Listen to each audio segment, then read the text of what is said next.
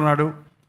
ఆ సమయాల్లో ప్రభు మన పక్కనే ఉన్నాడు. ఆయన గాయపడిన చేతులతో మనల్ని కడుతూనే ఉన్నాడు, కాపాడుతూనే ఉన్నాడు, ఆదరిస్తూనే ఉన్నాడు. నా వల్ల కాదు ఇది, ఈ ముగ్గురు బిడ్డలను పెట్టుకొని నేను బ్రతకలేను, ఇలాంటి భర్తతో నేను ఏగలేను, ఇలాంటి భార్యతో నేనేం సేవ చేయలేను, ఇలాంటి కుటుంబంతో నేను ముందుకు సాగలేను, ఇటువంటి సంఘంతో నా వల్ల కాదు, నాకు అలా చేతులు ఎత్తేస్తాను చాలా, నా చేత కాదు అనుకున్న సమయంలో ఆ ముళ్ళు ఉంటేనే, ఆ రాళ్ళు ఉంటేనే, ఆ గరుకు ఉంటేనే మనకు పాసి పట్టకుండా ఉంటుందండి.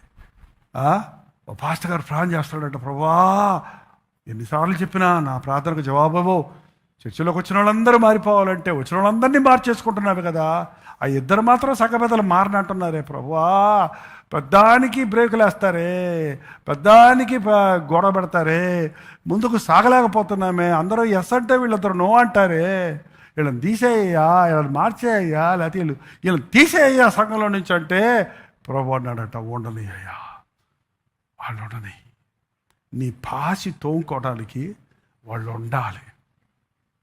ఏంటండి, చేపలు కొనుక్కొచ్చి నీవు గ్రైండెడ్ దాని మీద వేసి రుద్దావనుకో పోద్దా పాసి?